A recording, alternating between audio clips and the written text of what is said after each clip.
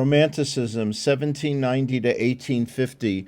This was the one movement that was not able to be assigned to student researchers. And since I was making an attempt to round out 1400 to the 1800s, I decided to use Romanticism as my sample mini lecture. This one is following the research question format. I would like to say before I start the lecture is that I did move around some of the research questions out of the sequence in which they were asked because of the research that I did do for this particular lecture. So let's begin. One of the things that we need to be aware of historically is that in France there was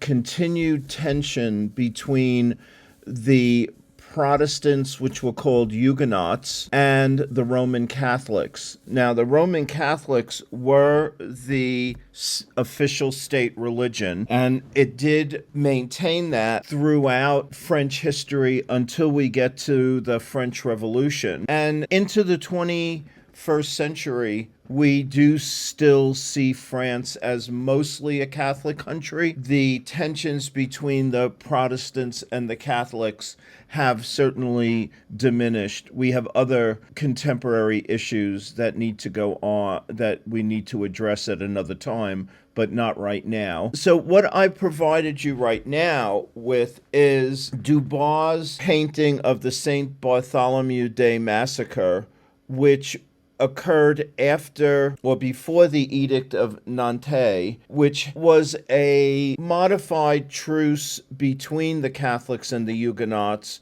so that there would be less interreligious violence. But as you can see from this painting, it was fairly bloody. We've got people being dragged in the street, dripping blood. We have people being bludgeoned to death, sword fights, hangings.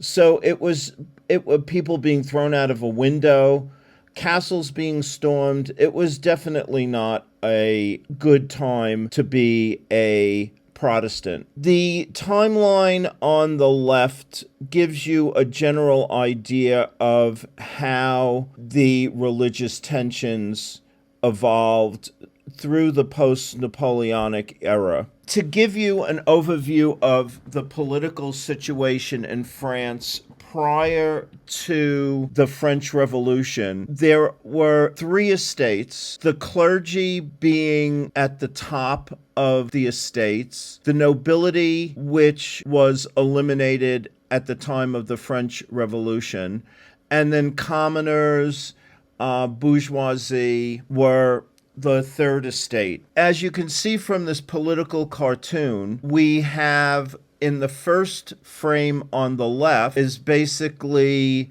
we're looking at the nobles and the clergy being glove in hand. And in the middle frame, we find that the clergy and the nobility are riding on the backs of the commoners, which was pretty much the cause for the French Revolution.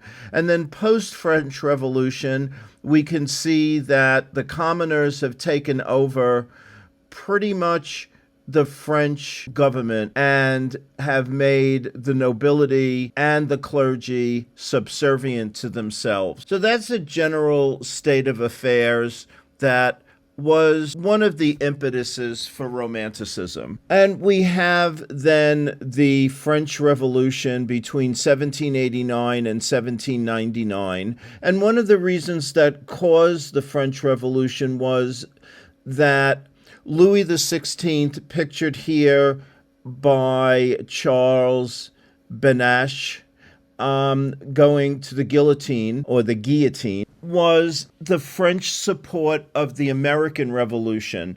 It was basically a proxy war with England. So we've seen a lot of proxy wars that have occurred in contemporary society. So the Vietnam War, as being an example, or the Korean War, these were two wars that America were fighting on the ground, and they were proxy wars for Russia and China communist influence in Southeast Asia. We see that we've had proxy wars in Afghanistan. We're trying to avoid a direct proxy war with Russia in the Ukraine. So proxy wars are not a surprise. What we want to be aware of is that the French nobility that was surrounding Louis XVI and what was built at Versailles from his grandfather, Louis XIV, and how power was so consolidated at the French estate, being Versailles, that the local population, or the third estate, were starving.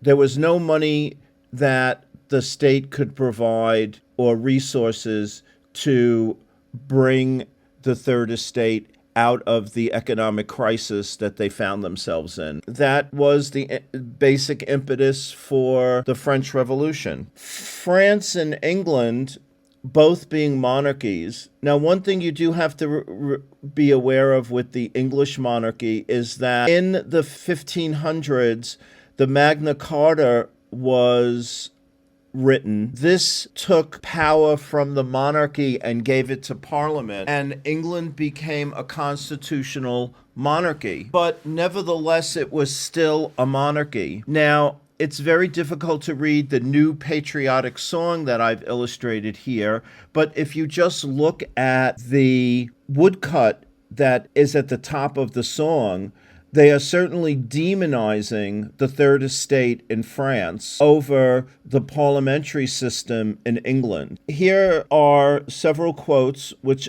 I do not need to read, but you can see that there was a certain amount of diverse opinion in England regarding the French Revolution. And one of the misnomers is the second bullet. French wanted constitutional monarchy. Actually, they didn't want a monarchy at all. They wanted a republic. And that's how it turned out. There was bouncing back and forth between the first republic and then Napoleon taking over and then Louis Philippe reinstating the monarchy and then going back to the second republic, and then we had Napoleon III become emperor, and then we went into the third republic, and all of this happened within 100 years. One of the things in coming across my research was the point that England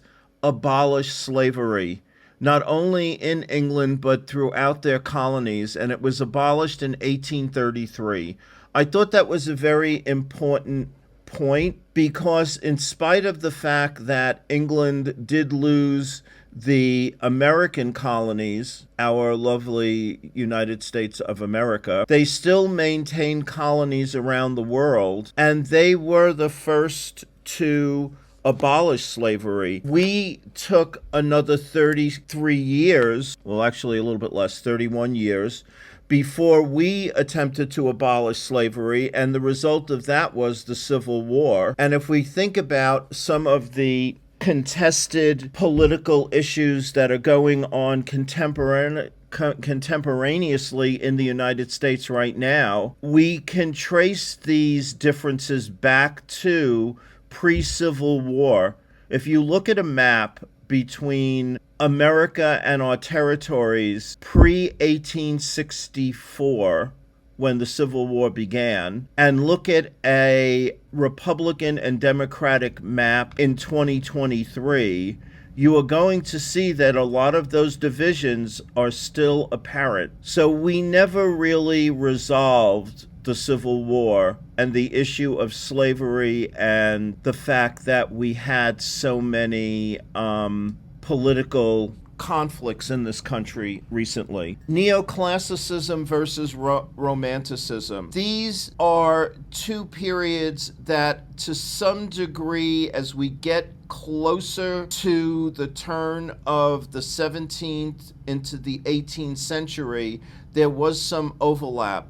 But one of the things that I thought was important to present here in neoclassicism, the connection to antiquity and Greek and Roman heroicism has been now replaced by, and that we have a more vigorous form of painting. It is much more related to what we would look at as being photojournalism in contemporary conflicts. We are still looking at liberty in the center of Liberty Leading the People in Delacroix's painting, that she takes the place of a goddess in the way art history has evolved. Neoclassicism as a movement is directly connected to the archaeological discoveries in Rome and Greece during the early part of the 18th century. We find that, especially in the preserved Vesuvius ruins of Herculaneum and Pompeii, that Roman culture and city life was frozen in time, and this was a great draw to neoclassical artists. They were very much interested in bold lines, a monumental vision of what art should be. These artists were classically educated, so they were very much an intellectual art movement, and they looked at simplicity. What we can look at here is breaking down this period. We have the Restoration Age in England, where the monarchy was attempting to rebuild its authority. The Augustan Age is where we start seeing the excavations archaeologically happening in Italy, and this has a lot to do with Augustus Caesar. We have another time frame here with the Age of Johnson, or the Age of Transition, which is pretty much when we get into the Age of Enlightenment, where science and rational thinking, as opposed to esoteric interpretations of the world around these contemporary societies, were being mostly replaced with reason. Then we have the French Revolution. France becomes involved in a lot of European conflicts, especially with the fact that Napoleon was an extremely aggressive leader of France. He had 2 reigns, as you can see in my bulleted lists, and he pretty much lost his power, was exiled to Elba after the Waterloo loss in 1815. Romanticism is pretty much the exact opposite of what one would expect in neoclassicism, because it was reacting to classical works. They were looking more at medieval idealization of what a chivalrous society was like. With the development of the Gothic revival, there was a connection to how medieval artists and architects were building things. Artists were interested in how to represent emotions there, and imagining how to represent political and current events in their paintings. This ultimately led to realism, which will be one of the first periods that we will be talking about. We'll talk about the Pre-Raphaelites, and then which go back to Raphael during the Renaissance, but then we move right into realism, and realism becomes the jumping off point of modernist painting as we know it. We have the 2 major revolutions during this period, the American and French. We also start beginning to see the development of nationalistic movements. The Nazarenes in Germany were and still are a very religiously political nationalist group. They have to some degree, presented the initial political perspective of fascism. In fact, as a religion, they're very prevalent in southern Italy. When we look at the style was very amorphous. They were blurring their lines. When we compare back to, I'll go back to my comparison here of neoclassicism and romanticism. If you look at the David, we have a very clear delineation of the architecture between the weeping women, the oath of the Horatii, which were going out to, I believe they were going to fight the Trojans. If you look at the oath that the three soldiers are doing, I actually believe that they're the sons of Horatio. And that is a classic Roman salute, which the Nazis in Germany absconded with. But if you look at the way the paintings are represented, and that's the key part that we're talking about here, the draperies, the musculature of the David is very classic. It's very much takes its cue from ancient Roman and Greek statuary. If you look at the Delacroix, you'll see that the drapery is much more flowing. The dead bodies are falling out into our visual space. We have someone wounded, which appears to be a woman in the blue top, reaching towards liberty because she is so trodden down by the First and Second Estates. And then you can also look at the costumes, and I say costumes in quotes, the dress of the individuals that are revolting. We have the man in the top hat who is representing the bourgeoisie. We have the laborer right behind him with his workman's shirt on. We have a peasant boy who is wielding two pistols. So it's every part of society has joined together to take down the First and Second Estates. I'm going to go into the several schools that represent Romanticism. So we have the French school, which is represented by Delacroix, the Baroque of Dante. This is Dante. Dante is in the red cowl. Virgil is his guide, and they are crossing the river Styx. This is the section of Dante's Inferno where he passes into the world of the living, into the world of the dead. It is the antithesis of classicism. Romanticism pushes against what neoclassic art was producing. Neoclassical art was interpreting political events that were represented in classical literature, where Romanticism was representing current events as well as taking Renaissance literature and reinterpreting it in a very non-classical way, which